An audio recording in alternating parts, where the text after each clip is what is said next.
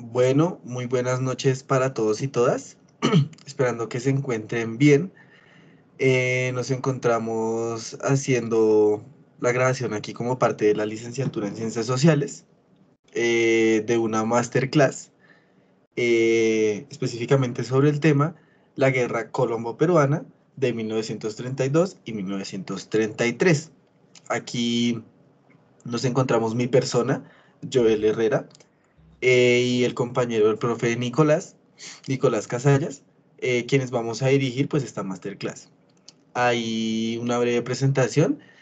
Nos encontramos ambos estudiando licenciatura en Ciencias Sociales. No sé si Nicolás quieras ahí comentar algo.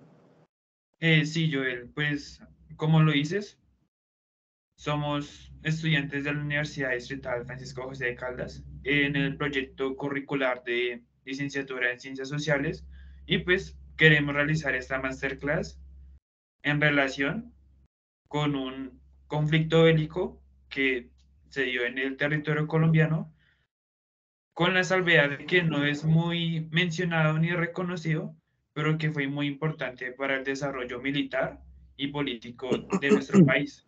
¿Cómo lo fue? Pues en este caso, la Guerra Colombo-Peruana, que se dio entre 1932 y 1933.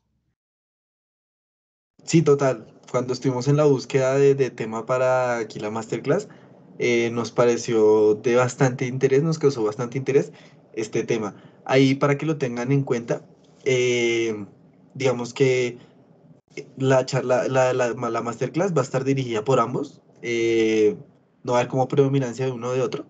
Sin embargo, yo voy a llevar el tema técnico, lo de comentarios, etcétera, etcétera. Y Nicolás va a llevar un poco más el orden de la clase, de la masterclass, de la conferencia, bueno, y más o menos ahí como unos roles que nos definimos. Entonces, pues nada, iniciamos. Una breve presentación del índice, de lo que trata como tal la presentación. Como en un primer momento tenemos los antecedentes del conflicto, lo sucedió antes de, o algunas de las causas que provocaron, que llevaron a que se haya realizado desarrollado este conflicto. Identificamos dos regiones específicas del territorio colombiano, la Amazonía y Leticia, digamos lo que son ahí claves cruciales para entender bien el conflicto. También tenemos algunos personajes principales, llámese presidentes, generales, bueno, ya desarrollaremos mejor la idea.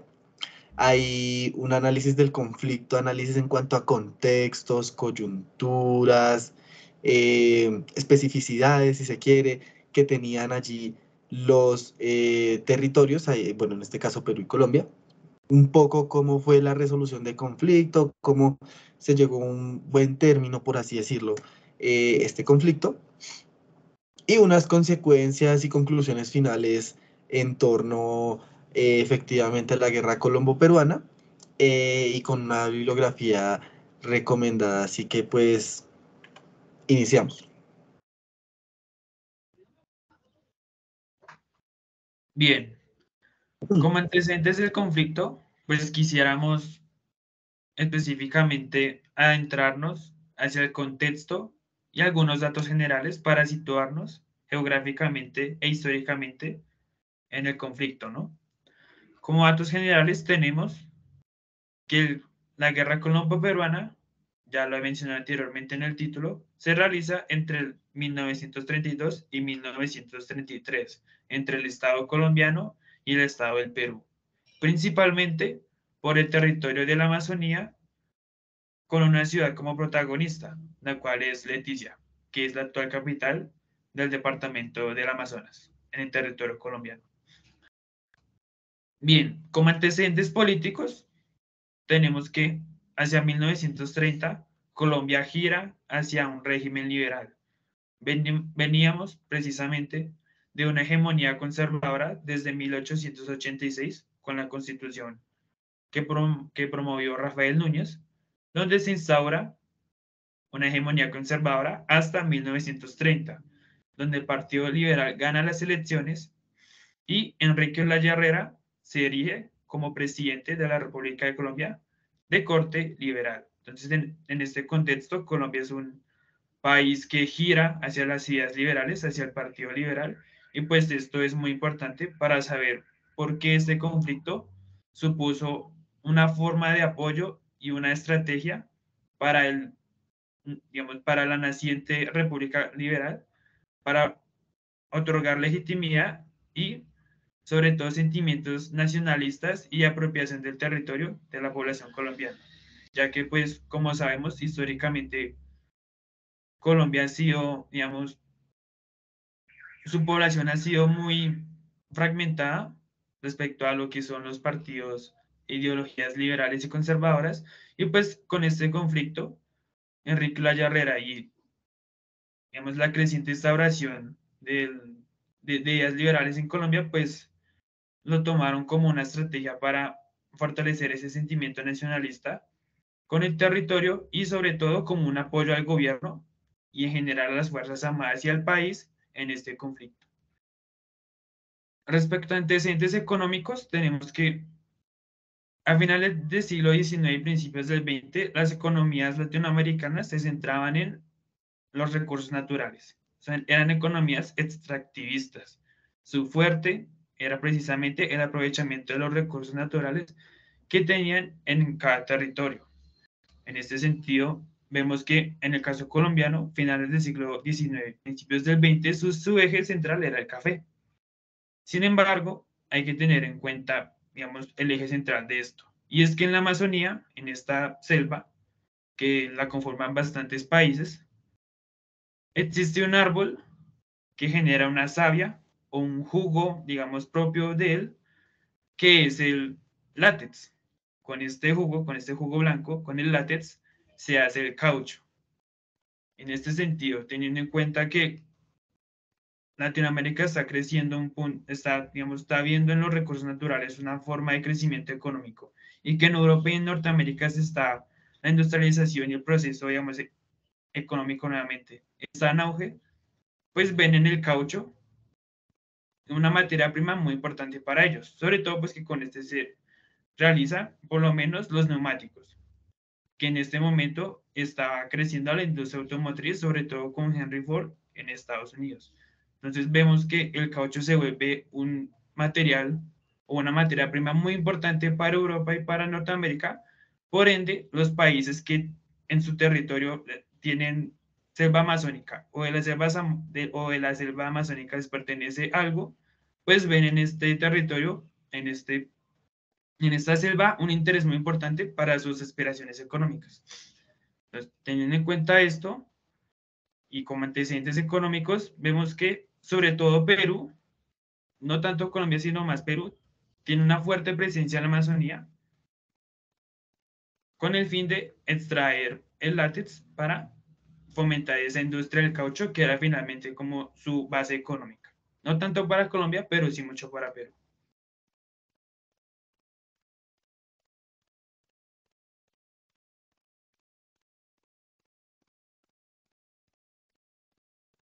Joel, ¿no se escucha? Perdón, gracias. Siguiendo como esta misma línea de los antecedentes económicos, eh, en esa época denominada la fiebre del caucho, digamos que fue una bonanza económica, si se quiere, que no solo era en Perú, también como en los países amazónicos, Ecuador, Brasil, Colombia en este caso. Y tenemos, bueno, empezó como en el 1880 y algo más o menos, termina más alrededor de 1920. Sin embargo, la bonanza continúa efectivamente para Perú. Y Perú tenía su base económica, como lo mencionaba Nicolás, eh, o su fuerte económico en base a la producción del caucho. A diferencia de Colombia, que ya, bueno, está eh, tocando, ¿no? Eh, nuevos lares económicos en cuanto a la producción de petróleo, y bueno, un poquito más después el café. En este sentido, es que, y yo creo que ya se empieza un poquito a dilucidar, dónde está el interés de Perú, ¿no? En esta selva amazónica, también como lo explica el profe Nicolás, efectivamente, tal cual, hay bastante de látex, de este caucho que genera, de este árbol que genera este caucho, ¿no? Y pues bueno, esto fue un interés o un gran motivante, un gran detonante para, para como tal que se haya realizado o se haya desarrollado este conflicto. Eh, Continuando, también encontramos un antecedente de la toma de Leticia. Eh, esta historia es un poco, no sé, impresionante si se quiere, o muy al estilo hollywoodense, si lo ponemos en estos términos. Básicamente, bueno, el 1 de septiembre de 1932, un grupo armado peruano de alrededor de 250 hombres se toman por la fuerza Leticia. En Leticia habían, si no recuerdo mal, 14 policías, como alrededor de 22, 24 funcionarios del gobierno y eh, un integrante de las Fuerzas Armadas. Esta toma la dirigió un general de Perú, y él fue con varias ametralladoras y con material de infantería. Sin embargo, paradójicamente, Leticia tenía nada más una ametralladora para defender su territorio. Y no sé, tal vez azares del destino, cuestiones del destino, esa misma ametralladora resultó que no funcionó. Mientras que tiene una falla mecánica, mientras que las fuerzas peruanas dispararon alrededor de 250 cartuchos, si no estoy mal, por parte del lado colombiano, solo recibieron 6 balas. O sea, es algo bastante, si quiere, gracioso, pero ya retratado en la vida o haciéndonos como el imaginario, la representación es algo interesante. Esto que terminó en que el gobernador de Leticia de ese entonces y aquellos funcionarios tuvieron que escapar, por así decirlo, o huir hacia la zona de Brasil, mientras que pues efectivamente eh, los soldados peruanos se tomaron Leticia. En esta época, en este periodo, del presidente de Colombia era Enrique Olaya, y digamos que fue el expresidente Olaya bastante diplomático, si se quiere, o digamos que se iba bastante por el tema de el diálogo, ¿no? Él decía o planteaba que había una salida eh, hablada para solucionar este conflicto. Entonces, hubo un periodo de más o menos 2 semanas en el que no se enteró el presidente, o si sabía, no tomó como una acción directa de retomar Leticia.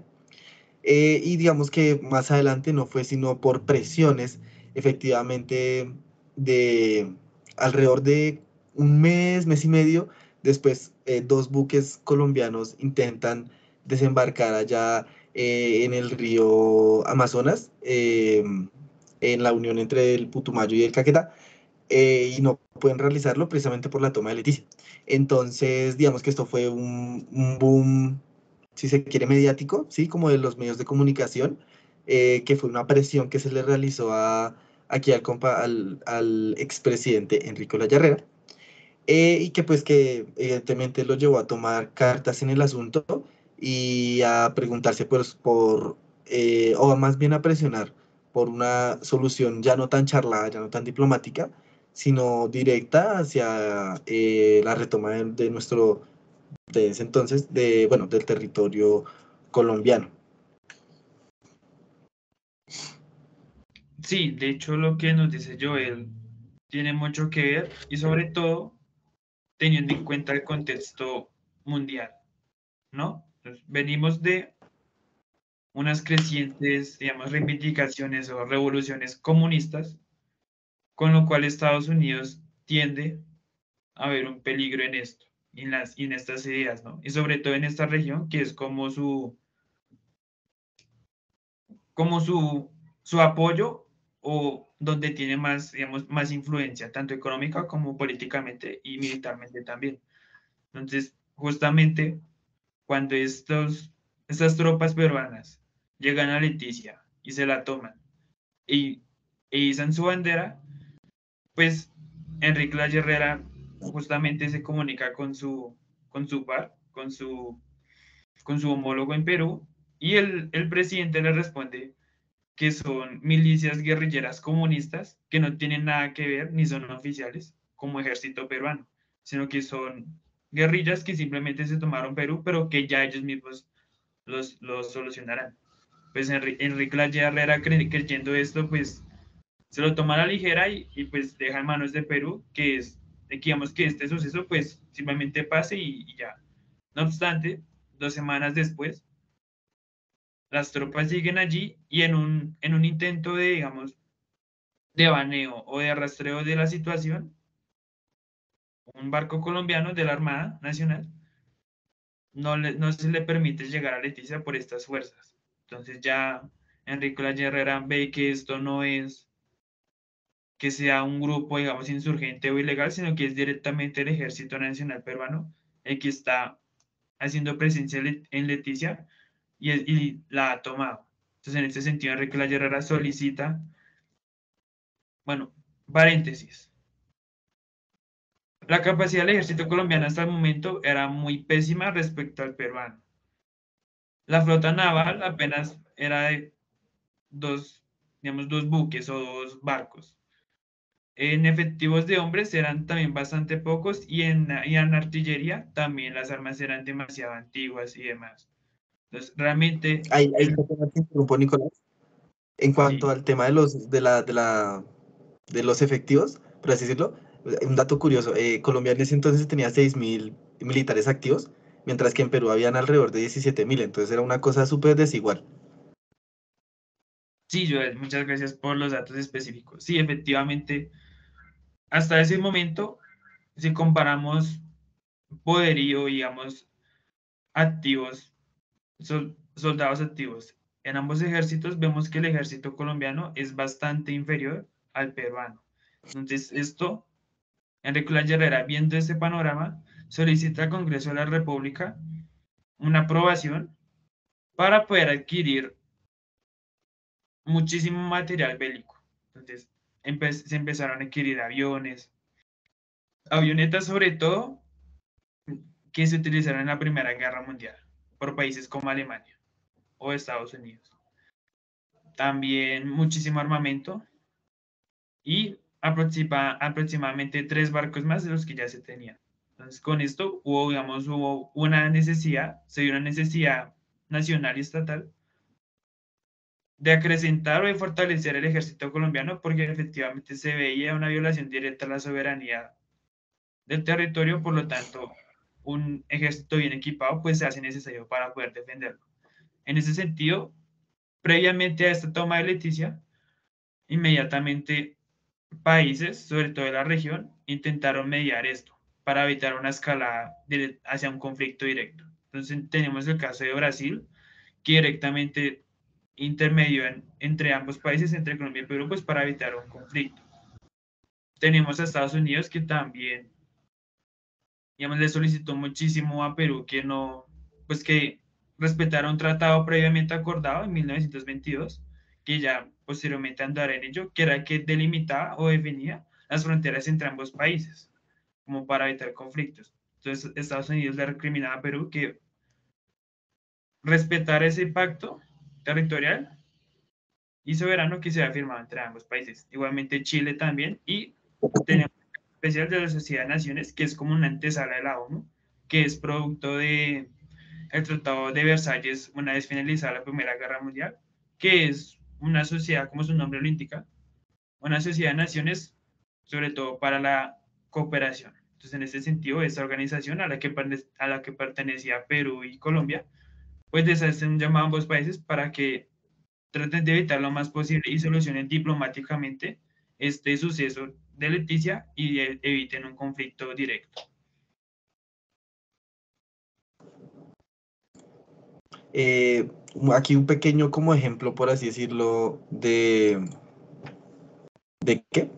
De como el mapa o el territorio que reclamaba Perú. Digamos que es un territorio comprendido entre el río Putumayo y el Caquetá, eh, parte de la Amazonía. Y que pues ahí, como lo mencionaba Nicolás, este territorio fue delimitado para Colombia por el Tratado Salomón Lozano, Salomón Lozano, eh, que pues de eso venía como de un conflicto muy antiguo de alrededor de 90 100 años, que con ese tratado específicamente fue que se solucionó aquel conflicto. Y entonces, como pueden ver, esa partecita roja eh, es el territorio eh, invadido, por así decirlo, y que, bueno, después Perú reclamó como propio.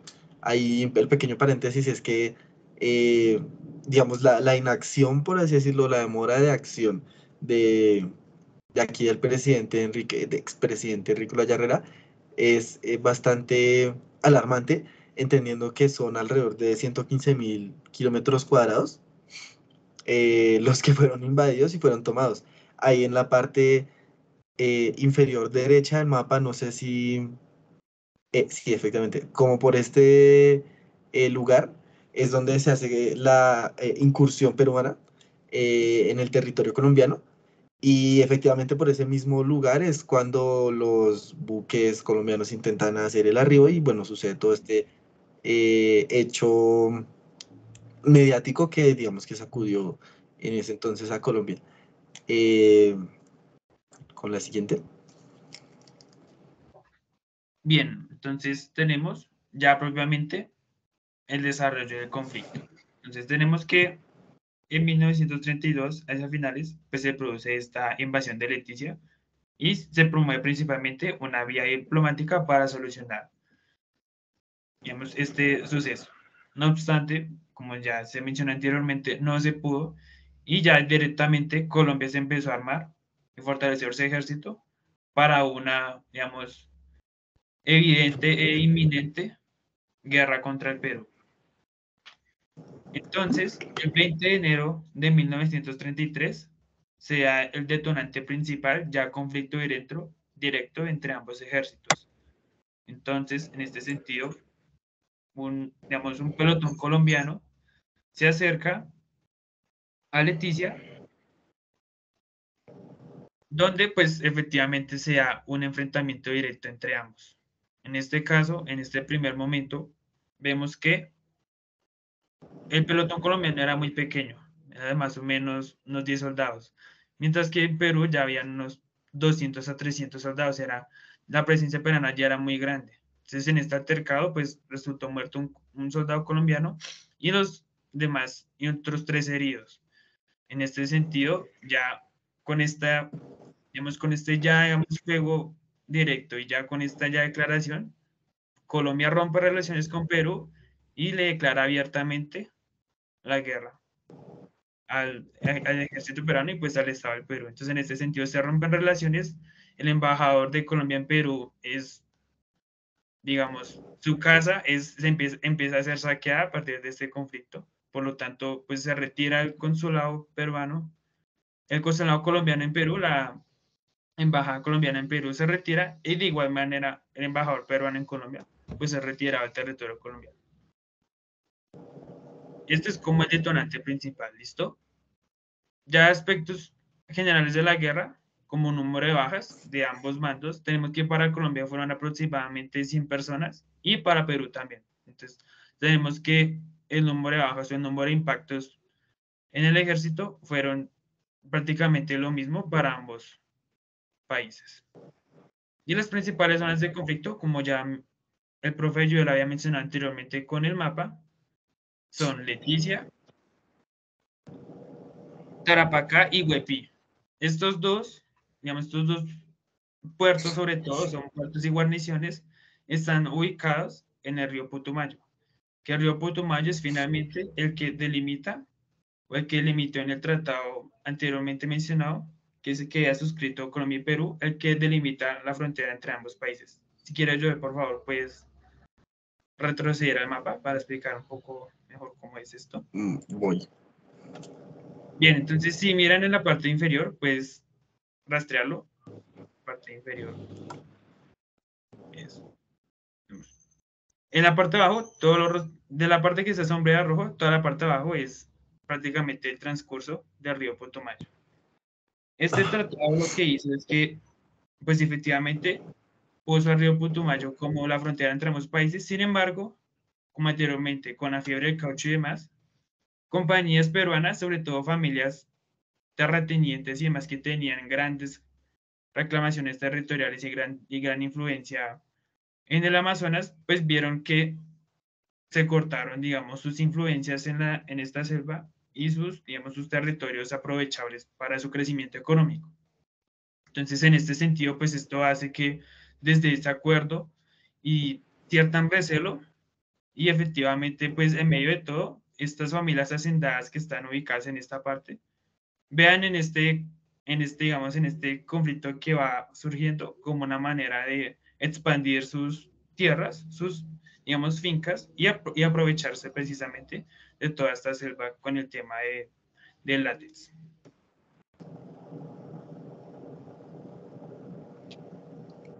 Listo. Entonces, continuando, otra vez con un pequeño mapa, esquema sobre cómo se desarrolló el conflicto. Entonces, como lo había mencionado, Putumayo está a este lado, arriba a la izquierda superior, en el costado superior izquierdo, Putumayo, y en el costado inferior derecho Leticia. Leticia, lugar por donde fue la incursión eh, armada de Perú, ¿no? La invasión como tal. Entonces, por eso están los puntos rojos. Entonces, esa fue la primera, el primer como escenario de conflicto, ¿no? La primera avanzada peruana. Sin embargo, eh, durante el desarrollo del conflicto como tal, se realizan dos batallas, bueno, tres realmente, en las que podemos identificar. La primera es la de Tarapaca, que, bueno, Tarapaca hace parte eh, del territorio peruano.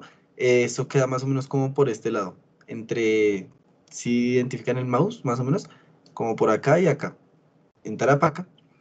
Y más adelante el conflicto, la batalla de Guepi, que bueno, esa sí ya está aquí señalada.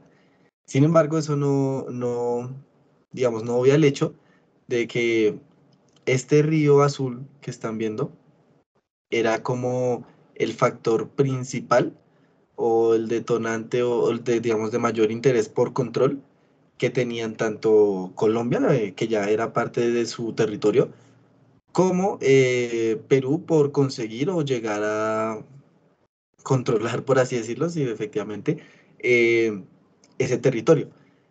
Bueno, sí, sí ven aquí Tarapaca. Entonces, en diferentes y múltiples lugares se desarrolló como tal el conflicto, teniendo pues que Perú, y más adelante cuando lo veamos con su presidente de ese entonces, eh, de lo que hizo fue empezar a enviar, ¿no? Refuerzos tanto de tropas como de, eh, digamos, los recursos bélicos. Como lo mencionaba Nicolás, ahí, bueno, en general, recursos bélicos, navales y aéreos para mantener, uno, primero, pues el control del territorio. Y segundo, pues también evitar la avanzada colombiana, que ya, digamos, lo que era como anunciada, por así decirlo. Ya se iba, tarde o temprano, Colombia ya iba a reaccionar ya de una no forma tan hablada, tan charla, tan diplomática, sino más hacia retomar como tal su territorio de una forma por parte de las fuerzas militares. No sé si Nicolás quieres agregar algo sobre el mapa. No, finalmente, pues lo que había hecho anteriormente, el Tratado Salomón Guzmán de 1922, que es el Entonces, que establece los límites entre Colombia y Perú respecto al río Putumayo, que es el que finalmente viene desde Puerto Huepi hasta Tarapacá. Todo eso es el río Putumayo y fue que se estableció como frontera entre ambos países.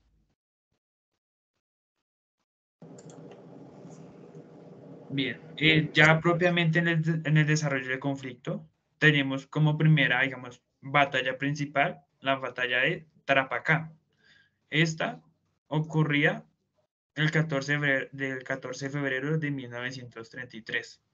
Entonces, en esta batalla, pues, Si recuerdan anteriormente el mapa, yo les puedes mostrar dónde está Tarapacá para ubicarnos bien dónde se desarrolla. Ahí, arribita de Leticia. En ese punto, vuelve a la siguiente diapositiva. En ese punto es donde se desarrolla la primera batalla principal de este conflicto. En esta batalla, principalmente se utilizó fuerza aérea y naval. Entonces, en ese sentido, el ejército colombiano con un barco, aquí, digamos, aquí se menciona en la presentación, con el barco de Córdoba, generalmente los barcos colombianos tenían nombres de departamentos, incursiona mediante el río Putumayo hacia este territorio, pues con el fin de empezar, digamos, el conflicto directamente. Entonces, en este sentido, se lleva el barco. Sin embargo, Perú ya tenía instalada una base aérea y con 2 avionetas intenta bombardear digamos, a la creciente tropa colombiana que está dirigiéndose hacia ellos. Entonces, en este sentido, pues Perú, dato curioso acá, Perú bombardea al pelotón, a la tropa colombiana, y una bomba cae en el barco, sin embargo, no alcanza, digamos, a estallar. Entonces, en este sentido, pues el barco no se, digamos, no fue hundido, no fue, digamos, impactado directamente por el bombardeo, pero lastimosamente sí el batallón colombiano. No obstante, pues Colombia logra esta victoria, o sea, a pesar de, digamos, del constante conflicto, digamos, incluso aéreo y naval que se da, pues Colombia logra, digamos, hacer frente a esto también con 3 casas, específicamente 3 casas y 4 bombarderos. Entonces, en este sentido, pues Colombia, si bien recibe un fuerte ataque de Perú, logra sobreponerse y finalmente pues ganar este primer conflicto, digamos, grande. En un segundo momento, digamos, de la batalla, se desarrolla en Huepí. Yo le puedes mostrar el mapa nuevo. Ahora, sí, esto ya es más hacia el occidente colombiano, más hacia el inicio del río Putumayo. Entonces, al otro extremo se desarrolla el segundo momento más importante. Puedes ver a la otra diapositiva. En la batalla de Huepí, el ejército colombiano ataca la guarnición de Huepí, que es una guarnición peruana. Por más de 8 horas duró este ataque. Igual, desde una perspectiva, digamos, naval, desde un ámbito naval y también aéreo. En este sentido, este ataque colombiano que fue bastante duro, deja como resultado nuevamente otra victoria colombiana y con la captura de algunos soldados peruanos, ya tomados como prisioneros de guerra. Entonces, en esta segunda batalla nuevamente gana Colombia, gracias a sus casas y a sus bombarderos, y Perú nuevamente ve una derrota en este conflicto. Y finalmente, como ya punto de inflexión o punto final, se da la batalla de Pucaurco. En esta batalla sí fue más, digamos, menos intensa, porque si bien el ejército colombiano llegó al puerto o al sitio de Pucaurco, el ejército peruano no, digamos, no supuso o no puso mayor resistencia respecto a este hecho. O sea, realmente una vez arriba el ejército colombiano, el ejército peruano se rinde automáticamente y empieza a retroceder digamos, en su territorio. Entonces el ejército colombiano puede recuperar estas partes, ya están casi 3 puntos centrales de todo lo que era ese territorio amazónico por el cual estaban en conflicto, y pues Colombia logra directamente casi que expulsar o ganar esta guerra, con una salvedad pues que ya mencionaremos posteriormente. Ahí el pequeño paréntesis es que digamos que así como al inicio en lo que les mencionaba en la toma de Lima, digamos que era bastante desigual el tema, ¿no? Muchos, alrededor de 250 peruanos atacando a más o menos como 14 policías y un militar. Para este caso, sucedió como algo igual, pero contrario. Entonces, Para la batalla de Huepi fueron alrededor como de 1000 efectivos colombianos o así, contra 300, 400, bueno, como que no hay datos oficiales, pero digamos que las narrativas específicamente de la batalla de Huepi dicen más o menos eso, ese tipo de datos. Entonces, al comparar las avanzadas, eh, algo así como que, sí, fue como una transposición de lo que sucedió en la toma de Lima en el 32, el 1 de septiembre del 32, a ya aquí en la batalla de Huepi en el 33, ¿no? Em, digamos que la avanzada se mencionaba en Perú en esa época en la prensa peruana, la avanzada colombiana era, ahí citaban como a un general y decían, vienen como animales, en el sentido de que eran bastantes, ¿no? Y fue sorpresivo porque Perú no se esperaba esa cantidad o ese tipo de respuesta de Colombia, teniendo en cuenta, ¿no?, los antecedentes que ya habíamos mencionado de Enrique Loaya Herrera, con respecto a la salida diplomática del conflicto y demás. Entonces, ahí como para hacer o crear la representación más o menos de cómo fueron esas batallas. Igual en la de Tarapacá y en la de Pucaburco, bastante es igual la cosa, como que Colombia fue a recuperar el territorio por completo. Ok, entonces en cuanto ya a la resolución del conflicto, les presento ahí Luis Miguel Sánchez, presidente durante la toma de Lima y durante una parte no, durante el desarrollo del conflicto puro, ¿no? Donde está toda, digamos que la sustancia, por así decirlo, de este conflicto. Eh, es el Luis Miguel Sánchez. Efectivamente, ahí digamos que lo que aportó a la resolución del conflicto fue efectivamente la muerte de este presidente. ¿En qué sentido? En que Luis Miguel Sánchez estaba convencido eh, de que se podía tomar esa parte de la Amazonía colombiana, podían tomarla Perú. En principal medida porque pues él era consciente de la gran desventaja, desnivel que existía en cuanto a tropas, en cuanto a eh, en general de forma de las Fuerzas Armadas. Él era consciente de que Perú iba, o era muy probable que sí tomara el control y la soberanía de ese territorio. Este presidente muere, expresidente muere, y sube al poder Oscar Benavides, el nuevo presidente del Perú. Por otro lado, él llega con una idea totalmente diferente, precisamente como con ese imaginario de que los colombianos, el ejército colombiano arremetió con toda, pues a recuperar su territorio. Benavides dijo, no, necesitamos salir de una manera diplomática, ¿no? De este conflicto, vamos a dialogar.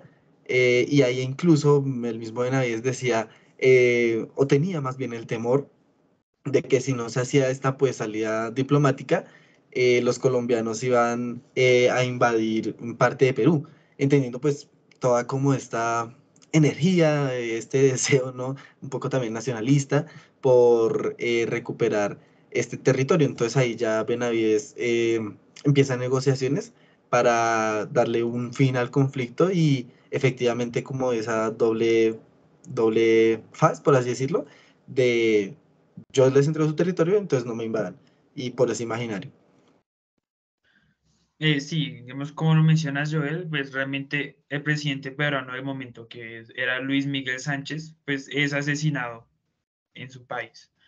Entonces, es asesinado en Lima, donde queda la sede de gobierno, y pues tras este hecho, de hecho se dice que Luis Miguel Sánchez ya tenía preparado, digamos, una ofensiva contra el ejército colombiano de Sí. aproximadamente 30.000 hombres, 30.000 activos, como para recuperar directamente, incluso si quiere avanzar o correr la frontera respecto al territorio colombiano. Sin embargo, pues muchos historiadores y digamos, muchos académicos concuerdan en que el asesinato del presidente peruano pues fue, digamos, el detonante final para que este conflicto pues terminara.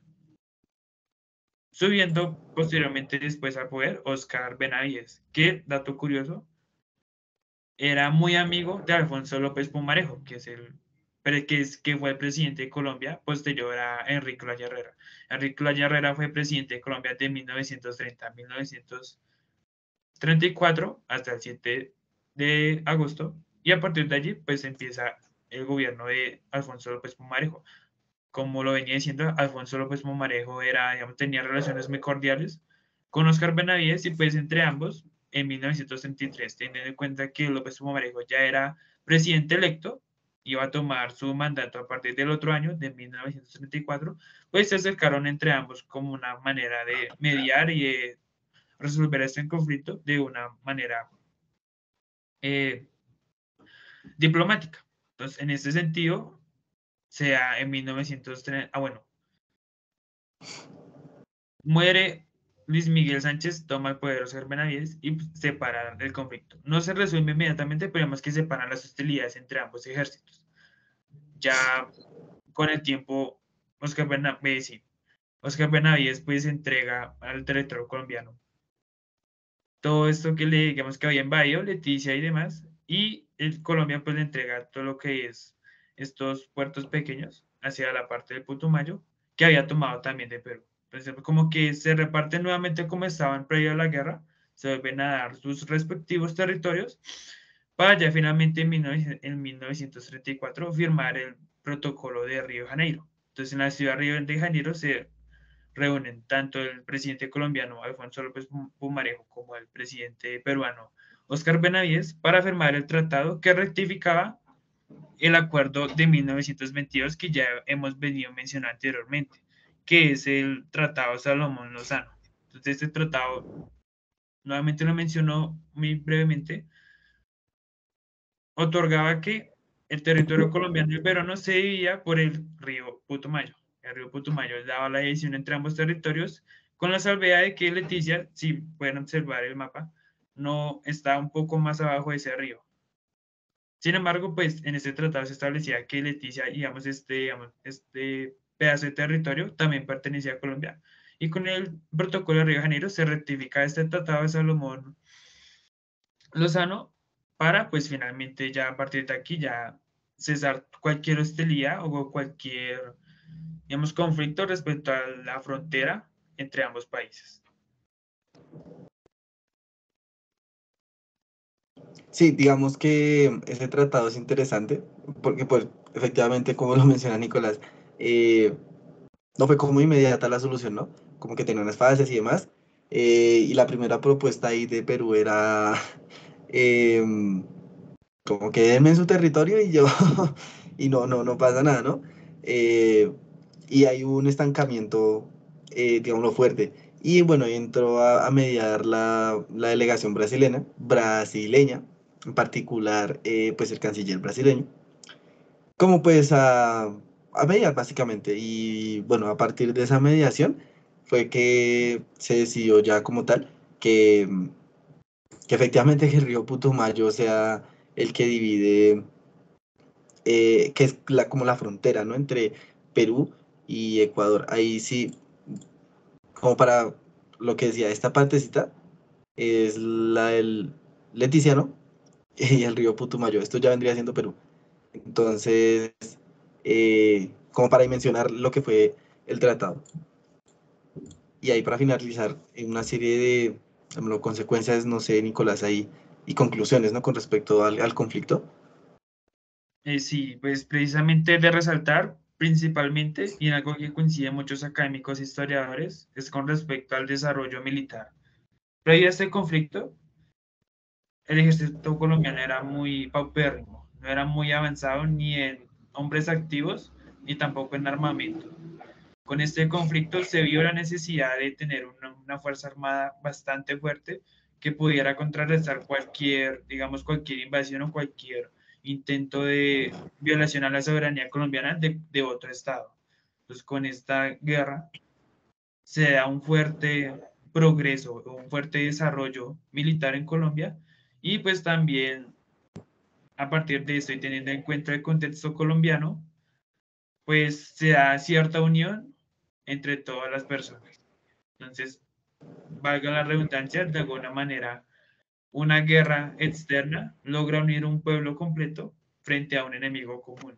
Entonces, teniendo en cuenta estas diferencias entre liberales y conservadores, el sistema de partidista y demás, pues esta guerra supuso un momento de unión entre todo el territorio, todas las personas, todos los políticos, todas las facciones políticas, porque era una violación realmente a nuestro territorio. Y vieron en este conflicto como una manera de unir al pueblo y enfocarlo hacia un solo objetivo, pues que era finalmente este sentimiento nacionalista de defender lo que es propio.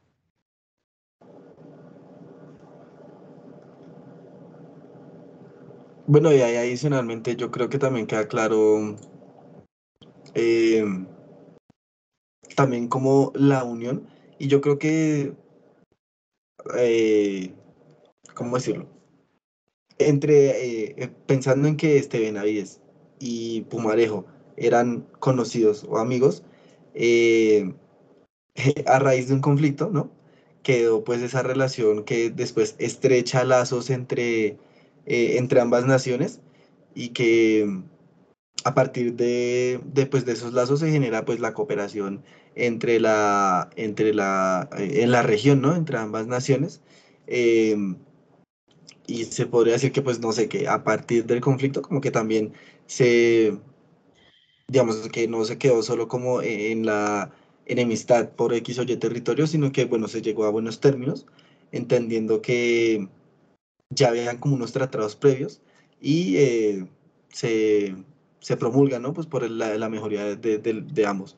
Este tratado, perdón, este protocolo de Río de Janeiro, digamos que es una rectificación del Tratado de Solomón, que ya habíamos mencionado, ahí como dato adicional. Y por último, aquí traemos una bibliografía recomendada para profundizar en el tema, en algunos casos específicos, en cuanto también a unas consecuencias un poco ya más profundas, por así decirlo, con respecto a lo que fue el conflicto de Perú, colombo-peruano del 32. Sí, Joel, si quieres, puedes mostrar el video que teníamos preparado respecto a digamos, al arribo del presidente Enrique La Herrera y de su ministro de guerra y digamos, del sargento propio del ejército en la Amazonía, que pues ya mientras Joel lo prepara, es después de la primera batalla principal, la de Ta- Tarapacá. Después de esta batalla, que la gana Colombia, pues el presidente hace presencia en este territorio. Entonces, vamos a mirar el video. Ahí hace pues parte de los medios públicos ¿de qué? De Colombia y es un video sin sonido, más que todo es como visual, ahí para que lo tengan en cuenta.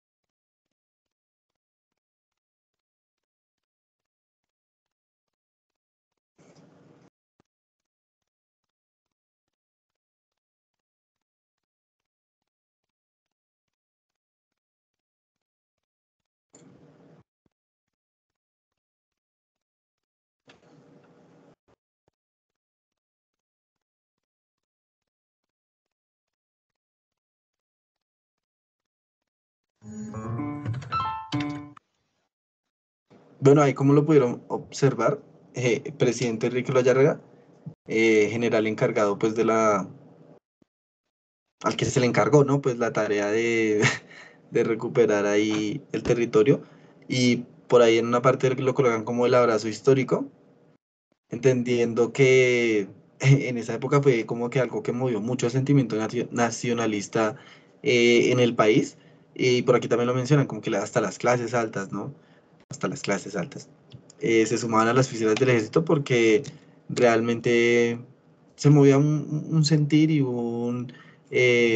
sí, sentir nacionalista en torno al territorio que fue invadido por Perú.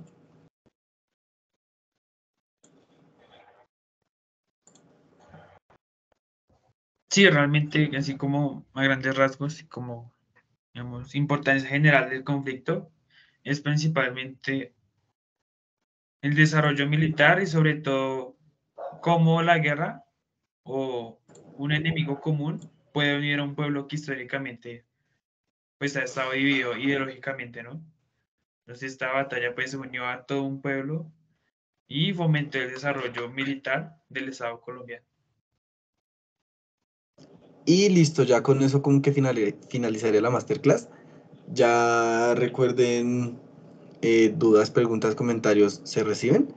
Em, digamos que se cierra como la temática, por así decirlo. Y desde la licenciatura, pues nada, emocionadísimos de haber podido, de que se nos haya brindado el espacio, ¿no? Para realizar esta masterclass y de la manera en que se desarrolló. ¿Algo por agregar ahí, Nicolás? No, finalmente pues muchísimas gracias a todas aquellas personas que se interesen por el tema y puedan ver la masterclass y siempre se recibirán sugerencias respecto a temas o quizás aspectos que vean que podemos mejorar para posteriores sesiones. Sí, claro, retroalimentación y demás. eh, encantados. Y ya con eso finalizamos. Excelente noche para todos y todas. Adiós. Hasta luego.